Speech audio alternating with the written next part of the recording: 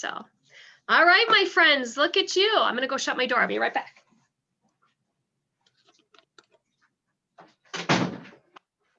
Thank you for showing up today. So we're going to lickety split. We're going to start with our, can you believe it already? It's our February production celebration. And then the bulk of our meeting, as promised, we're going to be talking about the shift in our market that we are in and the pain that we're feeling at the moment. And we're going to share ideas and successes and help each other out because that's what we do.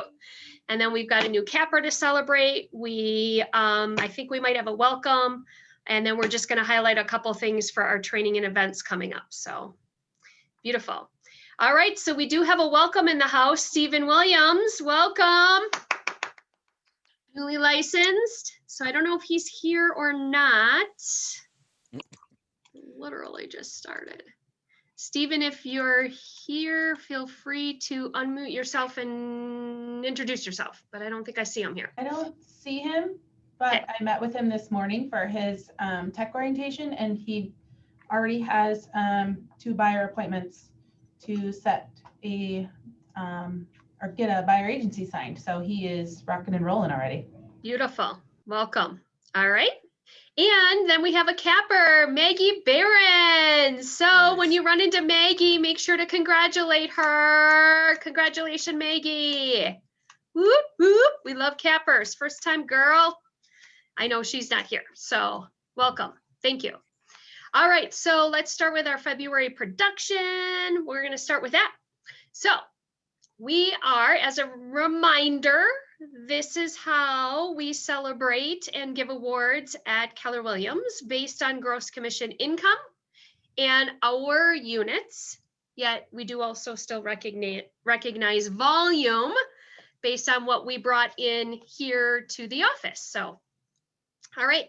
So we have our top 15 in gross commission income listed out. And at this moment, we are still partnering with our Germantown office. So you're going to see their names up there and they'll probably start separating out next month. So we've got Sarah Dreyer, Max Feets, we have Chris Geppert, we have the Jean Grecos, we have Judy Hebner, Alice Marr, Lisa Packard, Peter Promisberger, Mike and Tina Reddick, Sherry Reuter, Jeremy Reinders and Scott, we have Dan Schmidt, the Shipleys, Steph Sosa, and Jenny Ungerach. So do it, people. Unmute yourself. Woo! Nice job. Woo-hoo! Cowbell it out. All right, so next we have our $1 million month in February. Man, if we can do this in February, we're off to a good start. So Lifetime Realty Group at the top, then we have House to Home Team, Jenny Ungerecht, the Gepper Group, the Shipleys, and the Schmidt Group. Yeah, what's up, Jenny Ungerecht? Nice to see a new name up there. Nice job. And then we have, what do we have next? We have our top closed volume in February, just starting with our top 4 in each category, our individuals, Jenny Ungerecht, Sherry Reuter. We have Steph Sosa, Peter Promisberger for our individuals. We have our teams, which are 2 licensees, the Gepper Group, the Shipleys, the Schmidt Group, and Team Packard. And then we have our groups, which are 3 licensees or more. Lifetime Realty Group, House to Home, 1120, and MindRight. Nice job. Whoop, whoop. And then we have our top closed volume year to date individuals. Jenny Ungerecht, Sarah Papp, Allison Marr, Rebecca Stuckert, Tanya Coons, Terry Lewis, Sherry, we have Karen Black, we have Stacy Lindstrom, we have Norma, we have Steph Sosa, Lynette, Peter, Chelsea, Laura Glassmeyer, and Phil Hansen. Nobody else needs a cowbell. I got the loudest one in town. I think I just went deaf. All right, we've got our teams. We have the Schmidt Group, the Gepper Group, the Sold by Sarah team. We have the Shipleys, Team Packard, and Dowdy Homes. Woo-hoo! Very nice. And then we're going to round it off here with our groups. We have our House to Home team. We have Lifetime Realty Group, MindRight, Reliance, Team CJ, Simplified, and 1120.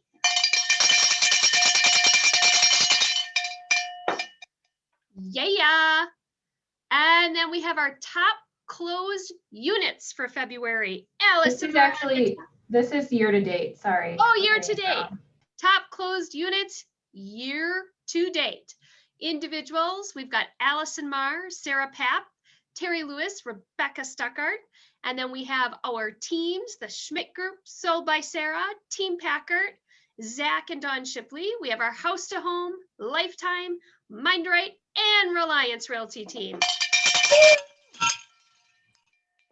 Nice job, you guys.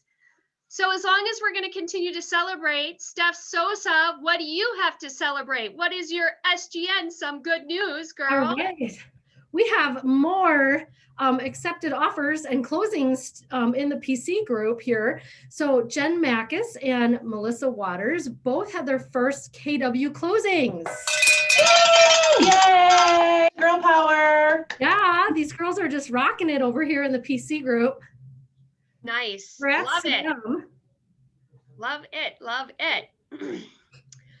All right. I think we've got just a couple of highlights here for you guys on our training and events coming up. So let's just start with a couple of highlights today. Today, in person up in the training room, home inspections and repair amendments with the amazing Tony Jean Greco. You do not want to miss that, people. And then just as a little reminder for those of you that have already signed up, though you still could if you wanted to, we've got our social media workshop, our continuation from Monday. So this will be taking place on Wednesday and Friday from 1 until 3. So just a little friendly reminder there. And then just another special reminder, our North Central Regional Awards. We are part of the North Central region. And on Thursday from 3 to 4:30 over Zoom, I think Mia, I'm pretty sure she did, sent out an email already today. So you should have that little reminder there. Make sure to get registered so you have the Zoom link for that. And then another save the date is we are going to have our Office 2020 Awards event celebration. And this is just to save the date, Thursday, April 8th, 4 to 7. Mia will be sending out an email. We will want to take a head count on who's going to be in person, who's going to be on Zoom, and who can't make it. So just watch for that coming soon, because we're going to want to make sure we have enough food for those that are coming in person, and just know who's going to be on Zoom so we make sure we get you connected the way that we can. So mark that baby down. Who Kim, doesn't can I love a say something celebration? about the regional one? We already did. No, can I say something about it? I just want to say, like, one, the regional awards, there's 31 market centers in the region across 6 states, and they've done a really, really good job of preparing like an awesome virtual event. So I'd really, it would be cool to see as many people there as possible. And there is someone, like, we are being awarded with certain things here in our market center that it would be awesome to support. And it'll just be a really, really cool time. So if you guys can hop on, it would be really cool too. Yeah, totally. Love it. Thank you. Okay, so next, the market of the moment. We could probably see everybody's faces. Let's do this. Okay, so I'm going to just read something real quick. And then we're going to get down to business, what we're here for, our little 911. Like, for those of us that have been in the market for a while, like myself, 20 plus years, we've never experienced a market like this before. So I'm just going to read something for you and I want you to process this. So this is a quote from Ken Blanchard. So some of us have read his books or we follow him, Ken Blanchard. And so today I want you to ask yourself, are you committed? Because commitment is the key in today's market. So Ken states here, there is a difference in interest and commitment. When you are interested in something, you do it only when it's convenient. It's very, very challenging to only be interested in selling homes in today's market. When you are interested in something, you do it only when it's convenient. Like, really, I only like do the laundry when it's, maybe I'm interested. When you are committed to something, you accept no excuses, only results. When you're committed to something, you accept no excuses, only results. So we are committed as a market center on bringing you the tools that you need to be able to succeed in today's real estate industry. I am not going to lie. It is not easy right now. So I suggest that you all take some moments to breathe throughout the day. You call a buddy, you call a pal, you talk through if you're having a really stressful day.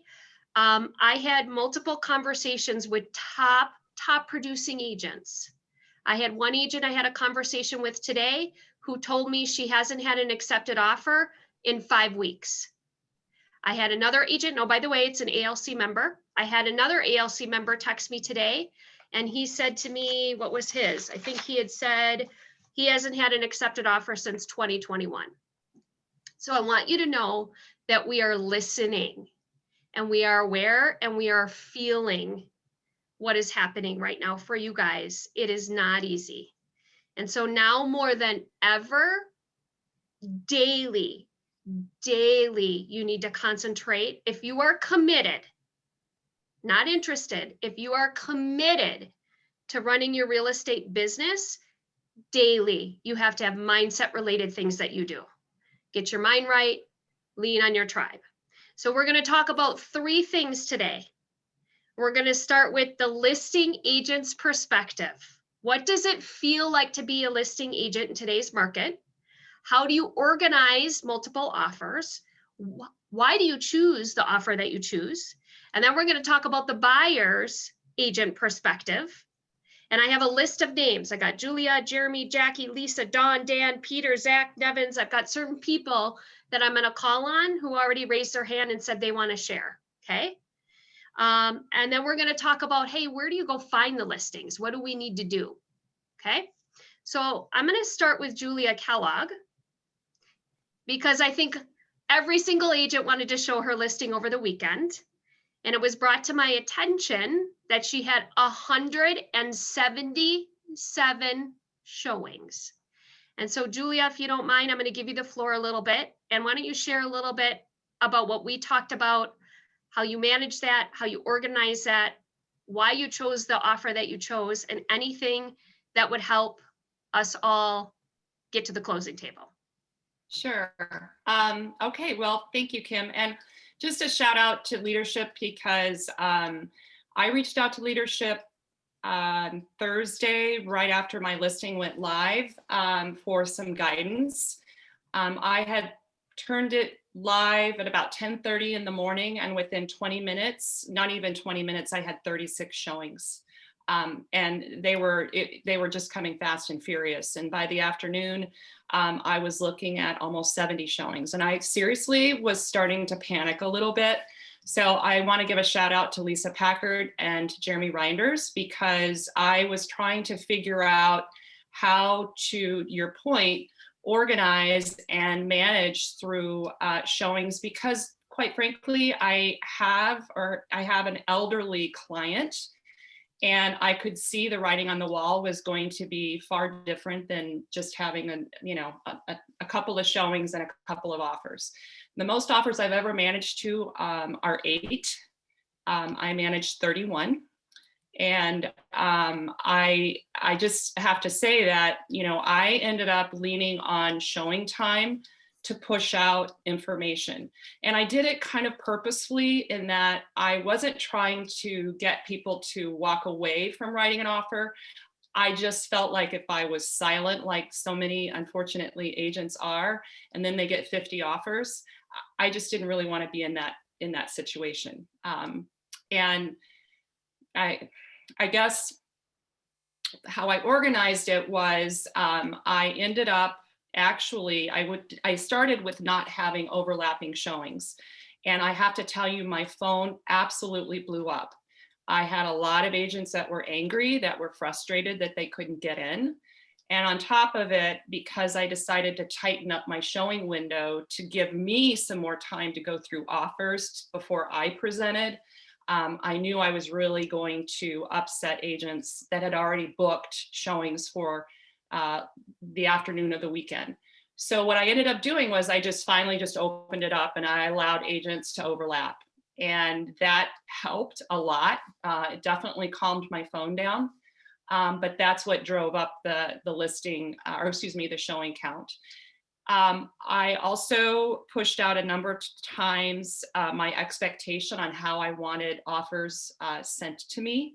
I had a couple of agents give me some advice from other brokerages that would just call and say, hey, you're going to get 50 offers. Just make sure you're organized, which I already knew. But what I ended up doing was I asked for it in one PDF. I will tell you, I learned having to print out 31 offers. I only printed out the first portion of the offer. In the future, if this ever happens again, I highly recommend you tell the agents how you want that PDF to be set up. So you basically want your offer, you want your addendum A, you want your pre-approval, and if they are going to send a letter, you want that. Everything else behind that, I don't really care about. I don't want to have to, I'm not going to print the record, I'm not going to print, the addendum S. And so if they come in the right order, it definitely helps. So that was an aha. I think the other aha was I should have had something in MLS and or a PDF that I could have pushed out that said, here are the specifics of what I want, what the seller is looking for. Now, fortunately for me, my seller was already out of the house. And so it was a go and show. So I think clearly that's also why I had showings from 7:30 in the morning until 9:30 at night. There were actually people entering the house. I don't know why someone would want to see a house at 9:30 at night, but there were people looking at property at 9:30 at night. Crazy. The other thing I would tell you is I have 5 pages of a spreadsheet that I managed to, and I alphabetized. So when the offers started to come in, I probably had 10 offers Friday evening. Offers were due to me Saturday by 3. So I was actually feeling pretty good because I was recapping them as I got them. So I wasn't feeling overwhelmed until Saturday. Between probably noon and 3, I got basically 21 offers. And that's really when I felt, holy cow. But I have to tell you, by going through this sheet, it becomes very clear who the winners are. And I would literally, as I would recap them, I kind of started to star them. So I would help me in presenting. So the advantage I had in my situation is the daughter has power of attorney to go through them with me. And then we actually culled that down to the top 3. And then we presented the top 3 to the seller. So I also made notes, and Kim, I don't know if you want me to go through it now, happy to, but I can give you highlights of what I came across and how creative people were in writing offers. Do you want me to do that now? Yeah, and a little bit, give us perspective on a range, how high. Yeah. So I chose, some highlights would be great. Yep. Because I think I shared some with you. All right, so here's how it broke down. 71% of the 21 offers were conventional loans. I had a number of FHA, I had a couple of VAs, but majority of them, not one cash. So money is cheap right now. And in that price point, I was a little surprised. I was expecting cash, but I didn't have one. In the range, I had 52% of my offers wrote over 20,000 to 45,000 over. That's 52% of the offers that came across my table, I'll tell you 58%, 18 of the offers that came through did not have home inspection, or they waived home inspection. Let me just.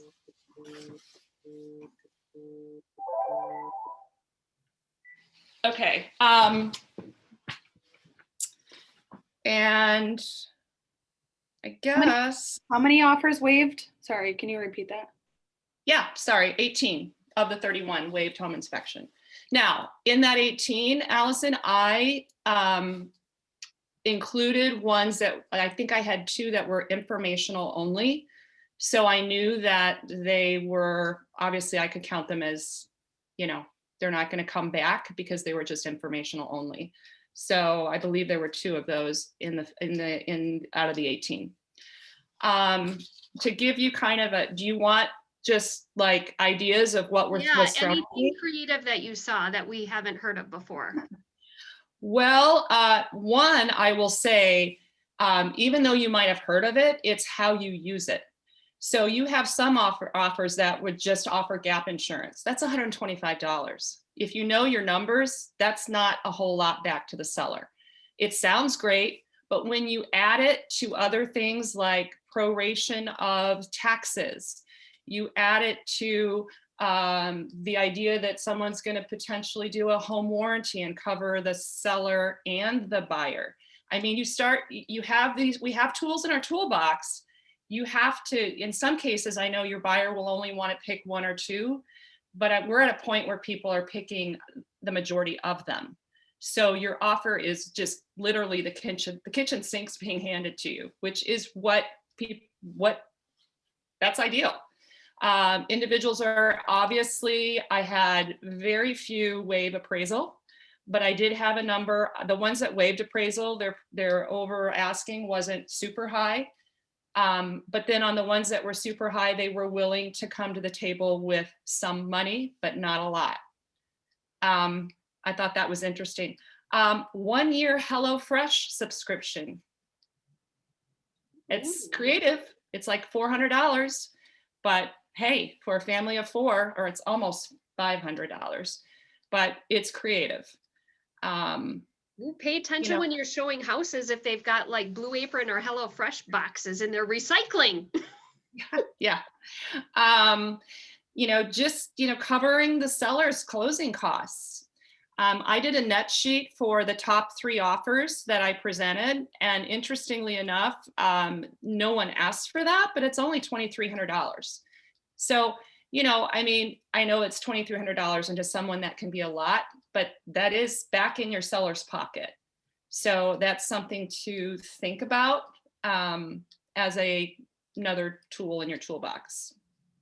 Because what you're going to be waiving is you're going to be covering the homeowner's title policy, the escrow fee, the special assessment. You'd have gap insurance and you'd have the state transfer fee. That's right now on this particular property, that's $2,400. It's $2,400 back in their pocket. So that's another thing to look at.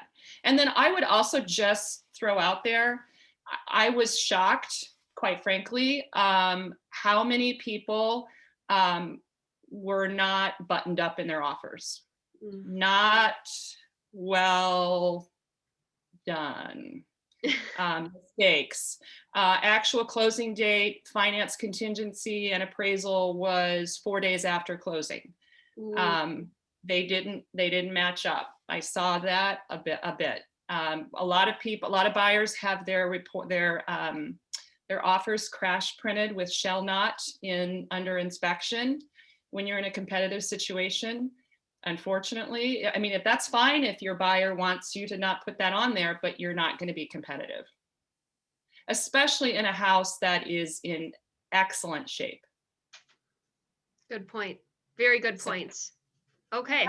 Quick question.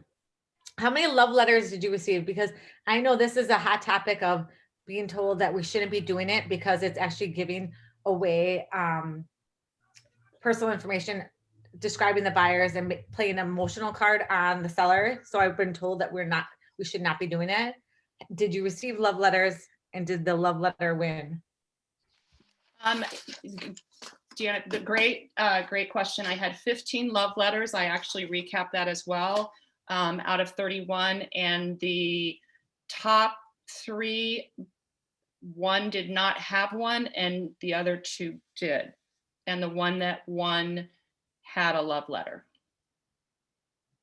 I will also caution, if you're gonna do it, they don't need to be chapter and verse. I mean, a lot of the love letters were they were a full page. Too much. So it is too much. People don't want to read that, especially if they're having to go through a number of offers. Yeah. So, I anyway. think we can also, we don't want pictures in the love letters. I think that's one of the big things. Majority of them had I shouldn't say that. Most of them had pictures. And we don't want that. We don't want the pictures. The letter is borderline, but no pictures. Good point. So are we allowing the love letters then? Because I've been hearing that it's kind of going against discrimination part. And so are we allowing it? Are we allowing? Yeah, I mean, they can't tell, and we have to be careful on how the buyers are writing them, but from what WRA told me is if the buyer agent attaches the love letter to the offer, the listing agent has to present the letter with the offer. If it's not written in the offer and not attached to the offer, the listing agent does not have to submit the letter. Can I also throw out another thing? If you're going to waive home inspection, I would strongly suggest that you, in your offer, put in there, and Cindy, correct me if I'm wrong, but in offers, I saw it in 2, they would not hold the agent, the brokerage, the seller, or the seller's agent accountable. And honestly, when I saw that, I was like, whoa, that is someone who's on top of their game.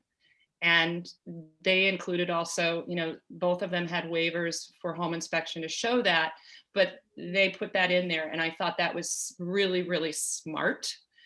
And then the other thing I would also caution is, or throw out as a great, I mean, it's silly, but if they can do it, more earnest money. Yeah, I like that. I mean, I heard that one on a national call, upping the earnest money and like making it non-refundable. I saw that that's been going around as well. Like meaning, if it doesn't go together, you can keep my earnest money.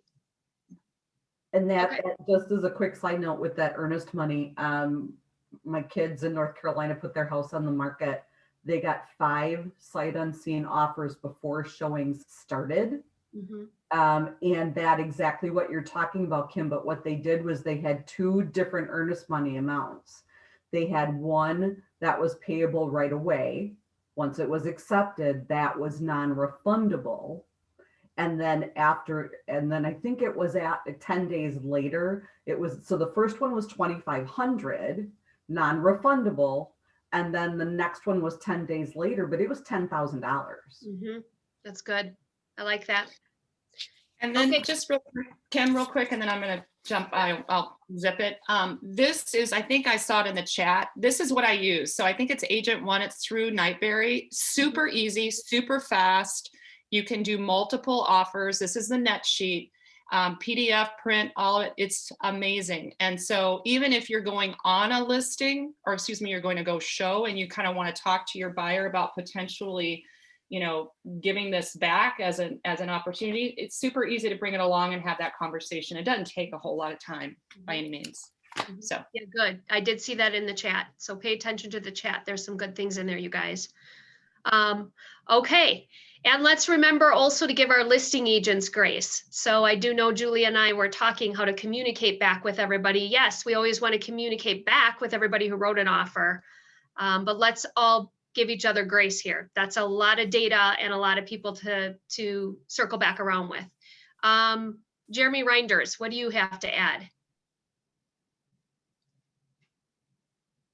I'll add a couple things too on that communication thing, just so we have a good audience here. When you send out that showing time notification, you can uncheck the box that says go to the entire office. You can have it only go to the people that have showed it in the past or are scheduled to show it. And you can manually add in email addresses too if you want. So just a little thing is, as these things get more common, these scenarios get more common and everybody's sending out notifications, it does not have to go out to the office. That's an option in showing time. That's a good point. So another thing, I just wanted to, this house, I know it's just an anomaly and it's one example, but it's kind of scary that when I talked to Julie about this house, when she called me kind of in a panic on Thursday or Friday, I pictured this house as being amazing. And no offense to Julia's listing, but afterwards, when I looked through it, I'm like, wow, this is a very, very, very average house in Greenfield that backs up to power lines. and people are going like 40,000 over. It just is, it's just one more example of how crazy things are. So some other ideas. I'm going to share a story too about the opposite of what Julia just happened. We listed a house. I'm not going to say where. I don't want it to get out there about which listing it is, but we listed one recently where we ended up with only one offer. And we did bump the price at the last minute, which I think sellers are going to be doing right now. This is the time where all sellers are like, okay, well, let's increase it a little bit. Let's, you know, and at some point that's only going to work to a certain price point. We ended up getting one offer. Those people assumed that we were going to get many, many offers because in this city that it's listed in, every other house probably did. And they are the buyers that probably lost out on several other listings. And the agent never really confirmed with me to see if we did or did not get any other offers. They were the first showing. They submitted an offer right away. We didn't review offers for like 36 hours later. And they wrote not quite, but almost 10% over. And they weren't even competing. So like as sellers push prices and things are getting a little out of line, just make sure you double check that you really are competing. I mean, because it's, we say, oh, every house has 10 offers. Well, maybe not, you know, ours didn't. And that was a nice house in a good city. It's just the way it worked out. We didn't. So just make sure you're double checking because we can't just let our clients obviously be paying way over. Somebody posted a good graphic earlier today. It said, I think it was in the pivot shift. It said buyers are not overpaying for homes in this market. Overpaying is the price you pay when you compete against yourself, which these people just did. Fair market value is the price you pay when you compete against other people. So the person that went way over on mine was outbidding themselves, which is overpaying. A couple things I see just real quick that make a big difference when dealing with multiple offers, to hit on a few things that maybe haven't been mentioned, is frankly communication. I mean, I've had many instances when we have, let's say 3 to 10 offers. I haven't had 30, luckily. But it does matter. Like you get the agent who just shoots over an email randomly. You never hear from them. You don't really have a feel for what their scenario is. They didn't ask what closing date we wanted. They just literally put together an offer and email it over. And then you contrast that with the people that are asking, what can we do? What closing date do you want? Do you want post occupancy? Do you want free post occupancy? Do you want this, that? And they over communicate, or at least communicate enough where you talk to them and they have all their things in order before they submit. They do it properly. They fill it all out properly. It's a simple thing, but Julia mentioned even in that competitive scenario, how many people really just botched simple things in the offer. I mean, that's ridiculous. So the communication is huge.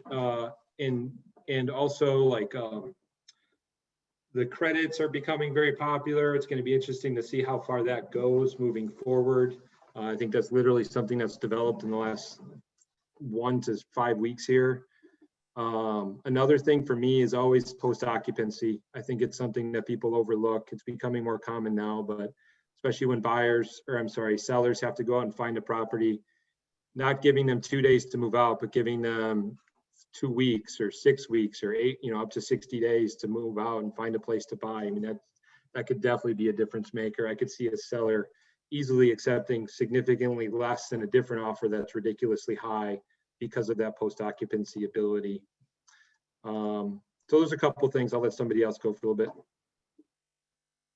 That's good. That's really good. And thinking about the listing agent perspective, your side to save you time too is putting those FAQs, frequently asked questions, if it doesn't fit in private remarks, a separate attachment in your MLS, right? Because you got to manage your time as well and service your seller. So as much as you can save yourself time in your communication with the buyer's agent, when you're the listing agent, provide it.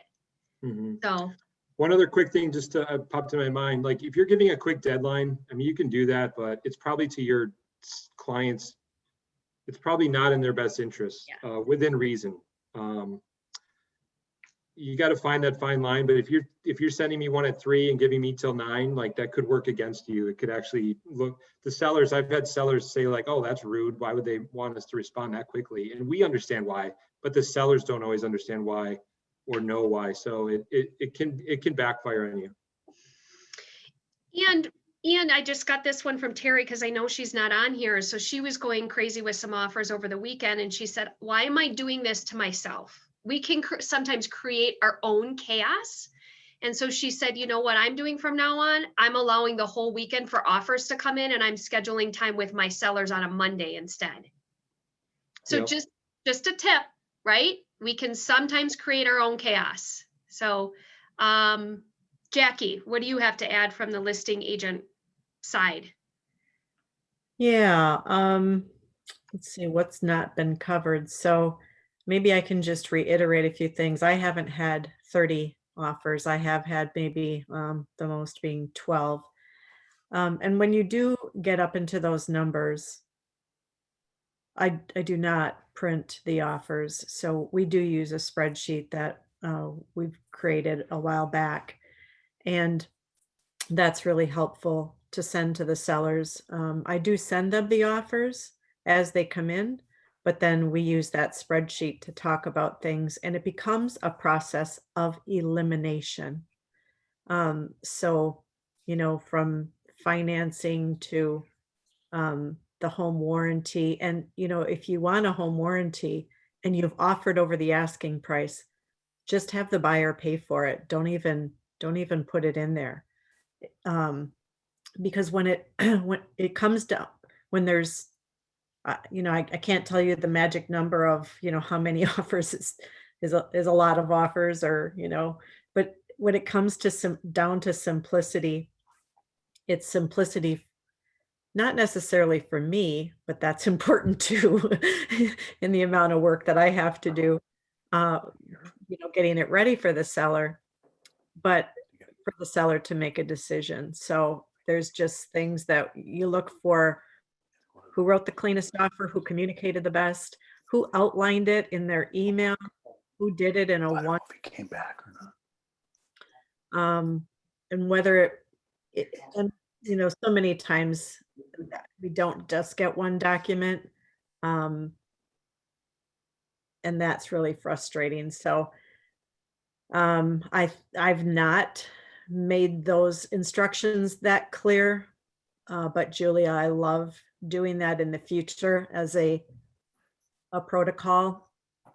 We also are, I think I have, and maybe Jeremy has too, just as Terry said, we've learned to put dates, give a weekend. We try to give 2 to 3 days for people. And I set my sellers up with that expectation that if we're going to have a lot of showings, you guys are only going to be inconvenienced for a few days. Let's do this. Go take a weekend, go be with your in-laws or go to a cabin or something, and come back in a couple of days and do all the offers. And we do get people that do give tight deadlines. And to be honest, there have been, that I can recall of, 2 people that when we didn't meet that deadline, they did walk. They weren't in the mix anymore, but it didn't matter. And I think the only other thing I would say is that when you're in cash, you know, some people still are of the mindset that cash is king, even if it's lower than the asking price.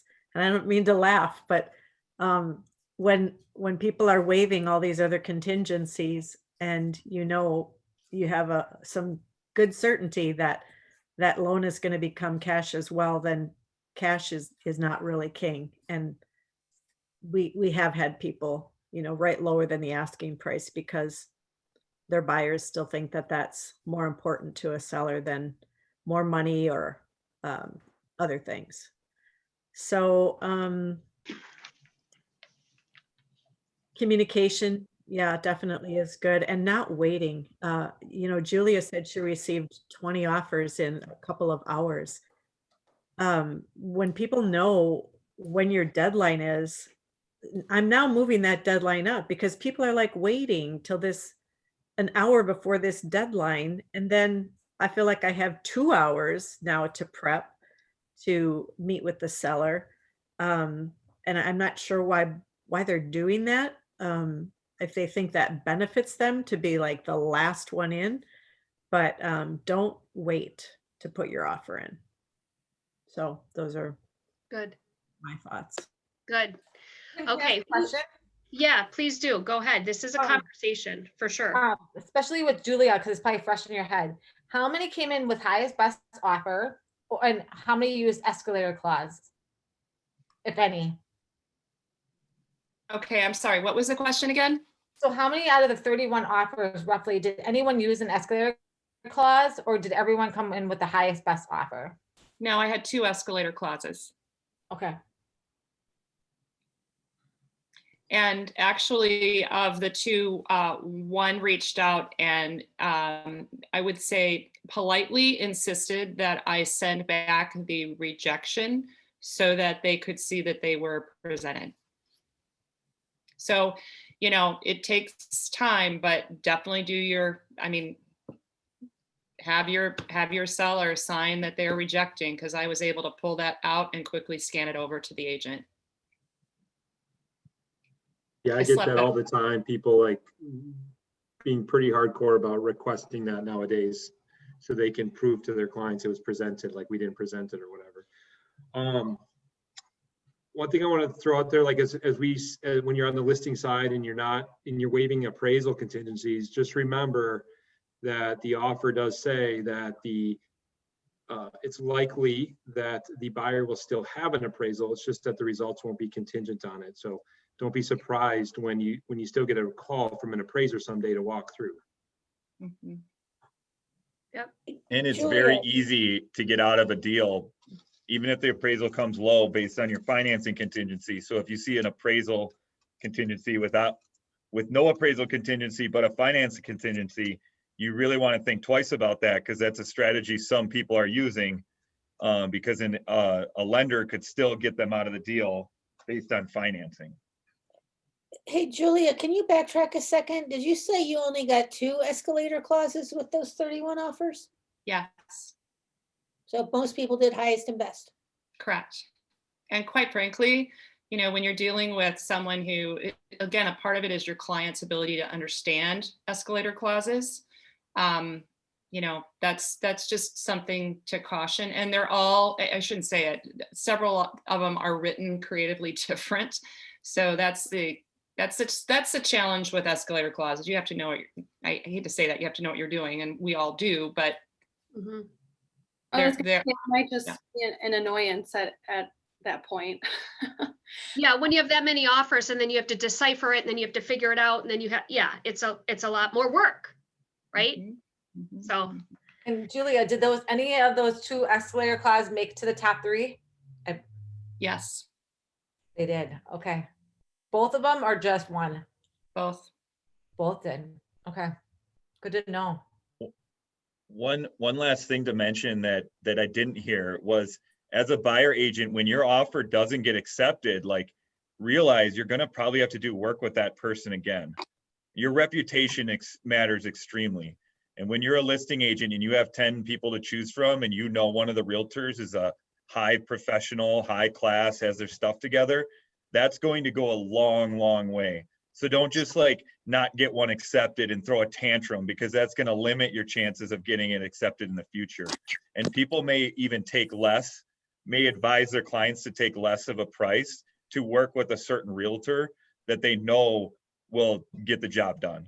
So just really, this is the time to be as professional as possible, and really, really get your reputation going. And Scott, just to jump in on that, that was definitely something that was discussed when I presented the offers and I had the top 3. I was questioned if I asked if I knew the agents personally and had I ever worked with them. So I thought that was interesting. good. So, Yeah, because when all other things are equal, that is just one more checkbox on either a pro or con. It just is like, it's well, not and a the deciding factor for me, but it matters when everything else is basically equal. The other thing I just want to throw out too is, when I presented, the other thing that I want to say is it's not always best. It's not always the highest offer. that gets the job done, because there is that concern of, well, will it appraise? And you have to have that conversation with your seller to say, well, here's what's going to happen if it doesn't appraise. So you already need to set that tone and table with them as to what those options could look like. So all these numbers, and I hope that you wrote them down, and we'll resend this recording out so that you have access to the comments. There's a lot of really good comments going on right now. So this is so that you can validate. I love this word. This came from my conversation with Terry Lewis this morning. This is how you can validate everything in the conversation you're having with your buyers. When you're asking the question, are you sure you are able and willing to purchase a home in today's market when you have your buyer consultations?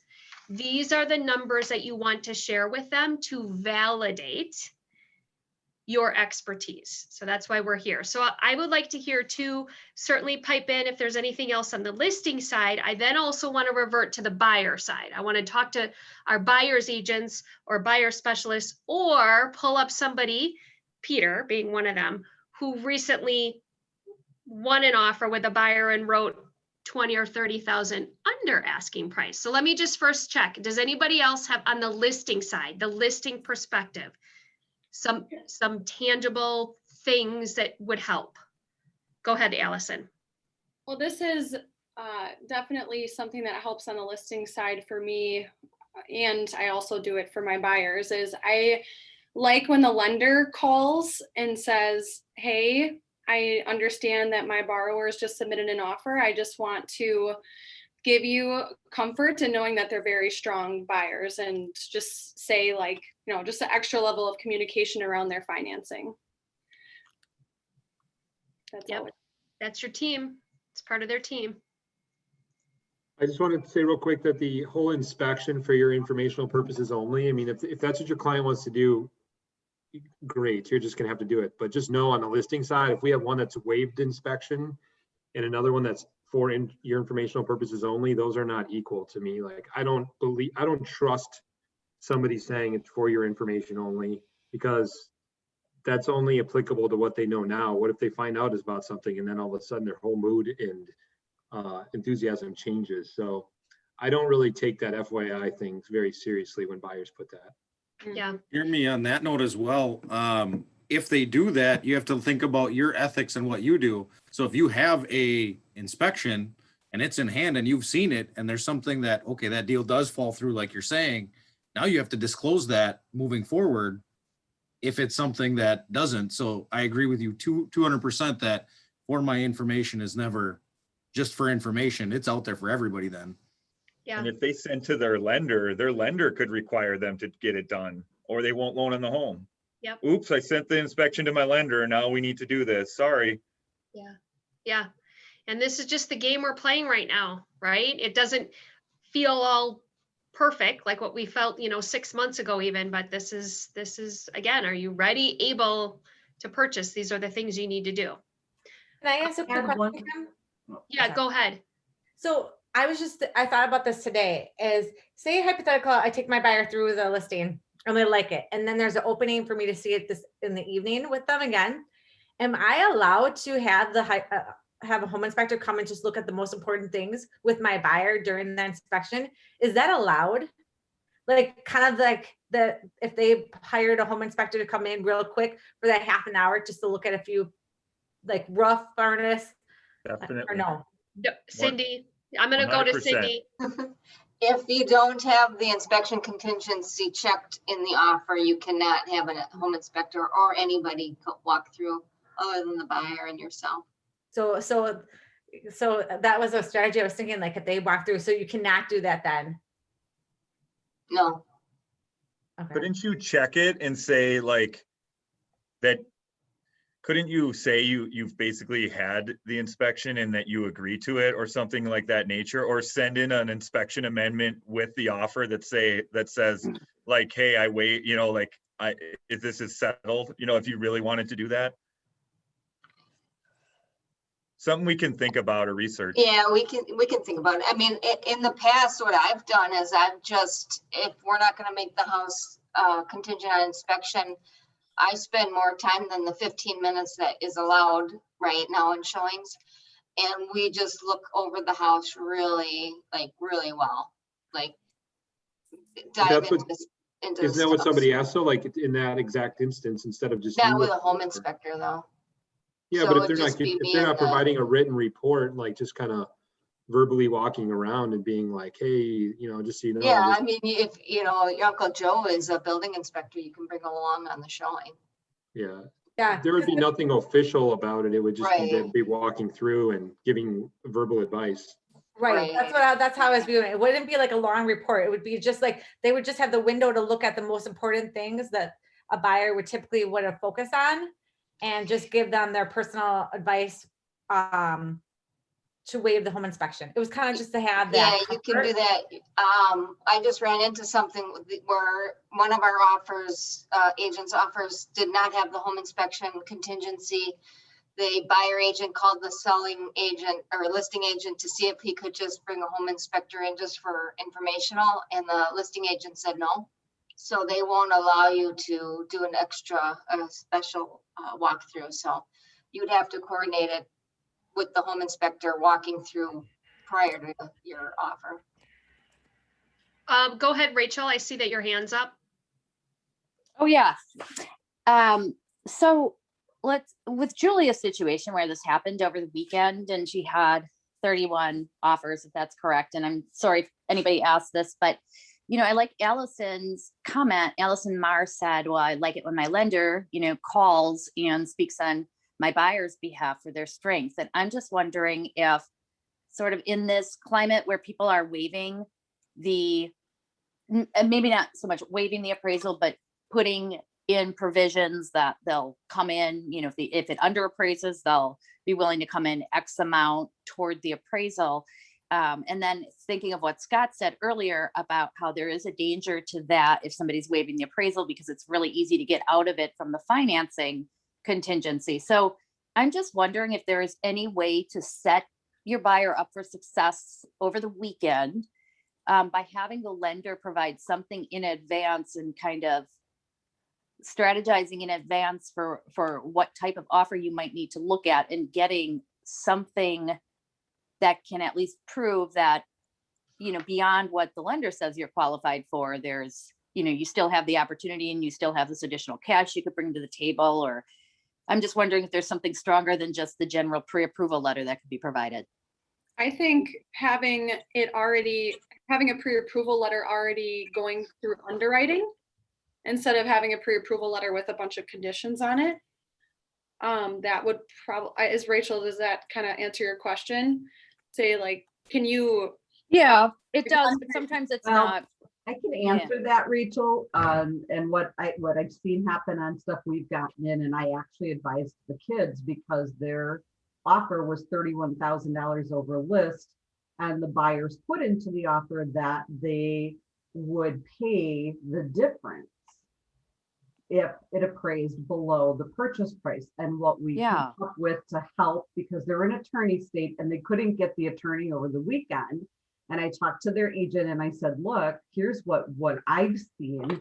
And what they did was they put into the offer to purchase that. The buyer agrees to cover the difference, the gap between the offer purchase price and the appraised value at a cost not to exceed $30,000. And if their offer was accepted, they had to provide proof of the additional funds and a letter from their lender stating that they would qualify for that financing. Is that what you're thinking? You're trying to figure out, like, especially if it's on the weekend, how do you get confirmation from a lender? Because even if the buyer has the funds, if they don't have strong enough credit or they don't have a high enough down payment, the lender may still say, yeah, you can't really bring the extra cash because you don't qualify for whatever it is. So we had them, and they did yesterday, got a letter from the lender, and they got a copy of the buyer's bank statement showing they had enough for their down payment and the extra cash. Oh, okay. I think that's gonna become almost standard practice moving forward as things like that go with the appraisal, because otherwise it's just, it's just a promise they can't keep unless you have evidence of it. So Exactly. it doesn't mean much. Exactly. My son was Yeah. like freaking out, and I'd be like, no, they need to prove to you. They can say they can do it, but like Scott said, what if they don't have the cash? Mhm. Or they decide to get out? The lender's going to say, well, we can't, we're going to reject financing based on the appraisal. Yeah. Right. So you almost Yeah, have to be proof of- ready with your buyer to have that additional proof that they have that, almost like a cash buyer plus your Yeah. approval lender or your. And Yeah, I if you're agree gonna with waive an Wanda. appraisal, have a proof of funds for the difference or something. Yeah. You knew that would be Yeah, I highly did that on a strategic. listing, and buyers did in bulk. I mean, I got a bank statement, I got a letter from the lender, and then we just did it again. So I think that's really necessary Yep. with all of these Good. appraisal gaps. Go ahead, Julia. Did you have one other add on that? No, I just was going to agree because, you know, we get offers that say they're putting 20% down, but at the end of the day, when we go to the closing table, they might have only put 10% down. We don't ever follow up, nor do we get an amendment changing Yeah. that. So I love the idea. If I had that up front and I knew that that appraisal amount was there, I think that that's a best practice maybe we adopt as agents. Yeah, so this is good. So clearly this was a conversation we needed to have. We're not going to have enough time to cover everything. We're going to visit this again next week. I want to talk more the buyer's agent perspective, and here's what's most important. This is what we're going to address next week. Where are we going to go find listings? So Tina, did you have something to add on the listing agent perspective side? Some ideas that you had around, I know you do, like have it go live one day, have open houses so that you're controlling the showings. Like what were you talking about the other day about that? Yeah, when we list properties, basically I'm telling my sellers now at this point, it's in their best interest if they just leave for 3 days. And everybody luckily has been on board because, I mean, in all honesty, they're not going to be there anyways, right? I mean, so we list them and then we'll hold like a long open house for 3 days in a row. So it allows people to get in on a scheduled showing and then allows them to get in on an open house. So we'll schedule like, you know, a 4 to 7, a 4 to 7 and a 4 to 7. And then we'll review all offers on the 4th day, because with this crazy market, we've also saw that there's been some buyer remorse in this market as well. So when people are forced to just hurry up and make a decision because the listing agent's going to accept an offer that day, you get crazy offers, and then I get buyers that are trying to back out because of buyer remorse. And we all know that that just creates a lot of chaos and holding earnest money and all those pieces. So it allows people to come in, see it, maybe come back and see it during an open house, gives the buyer some time to think about it. And then we just will not review an offer. I will always stick to the deadline that we've put in the private remarks. We also put all the seller's wants in the private remarks as well. You know, what they're looking for. So it saves me on all the phone calls. And then as we get offers, I input them in a Google Sheet that's shared live with the seller at the same time so that they can go ahead and kind of chew on what's coming in at the time and their understanding, so that when we go and have the conversation, they've had time to kind of understand what's coming in, what does it look like. We have a color coding system. Red is, you know, probably ones we won't be really considering. Yellow are ones we should look at. Green are the ones that we definitely want to look at closer. So it just starts to kind of like lengthen that time frame, and it gets everybody to slow down, which is what I think we all need. And I've had many agents tell me that they appreciate it because it gives them, you know, nobody has to write an offer at 9 o'clock on a Friday. Yeah, I'd be happy to share my Google Doc. I mean, I think Mia has like a copy of it, but yeah, I mean, I for sure can share it with everybody. It's not a bad idea. Then it's live as you're entering the data, the seller's seeing it, because they also need time to process, right? So there's the flip side, like the seller wants time too. So yeah, that's good. So we also take all the offers and then we upload them into Google Drive and we share them too with the seller so that they can actually, some sellers like to look at the offers. But if there's a letter with them, we'll indicate that in our Google spreadsheet. So then they can go to the drive, they can read the letter, they can have time, because believe it or not, I mean, sometimes those letters make a big difference when sellers are selling their homes. They want, you know, whatever, it doesn't matter, but it does. I've seen it. I've seen people pick lower offers based on the letter than based on the terms. Yeah, So, you could share. I know you shared that Google Doc example copy of with Mia. She'll put it in the team meeting recap, you guys. So that's awesome. Okay. We are 1 o'clock. We did not get to everything we needed to. However, this was a team meeting where I felt like we needed to calm and go a little bit slower than how I normally move us on a very fast pace. Would you not agree? Yeah, like It was very refreshing, yeah.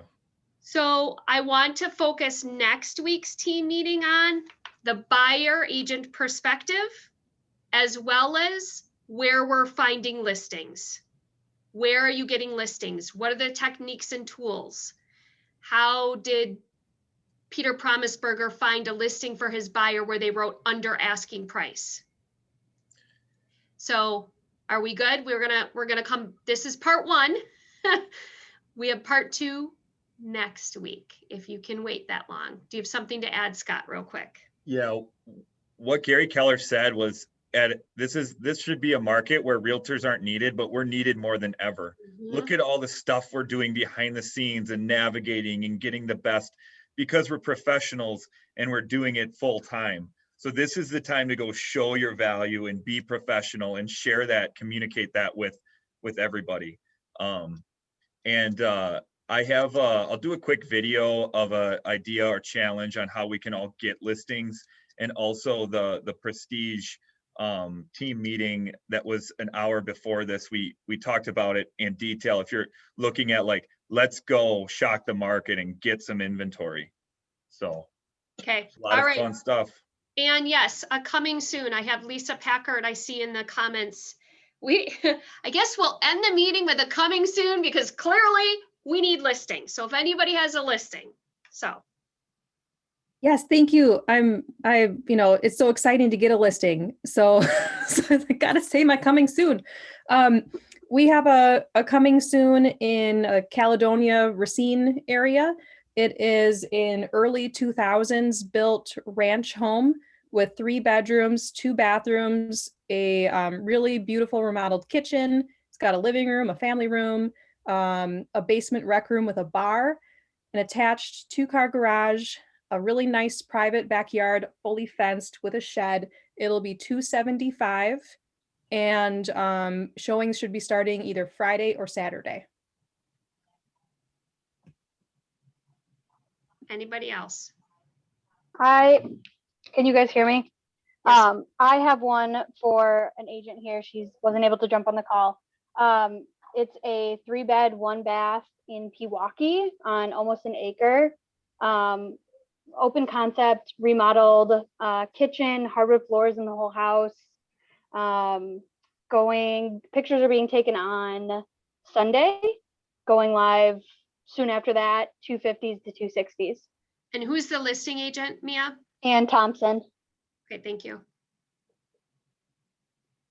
I have a Tosa duplex coming up, a 2-bedroom up, 2-bedroom down, stone exterior, 2-car side drive garage, 329.9, about mid-March. I have some coming soons. I have a 3-bedroom, 1-bath, 1,000 square foot Bayview Ranch. I have a 2-bedroom, 1-bath Bayview Colonial. I have a lot of 2-bedrooms right now. 2-bedroom, 1-bath with a walk-through room. I think that's a 1.5 bath in Saveland Park. I have a 3-bedroom, 1.5 bath in St. Francis. I think that's it for now. Right, we all need to be Karen's friend right now. Holy man. Take that lady out for lunch.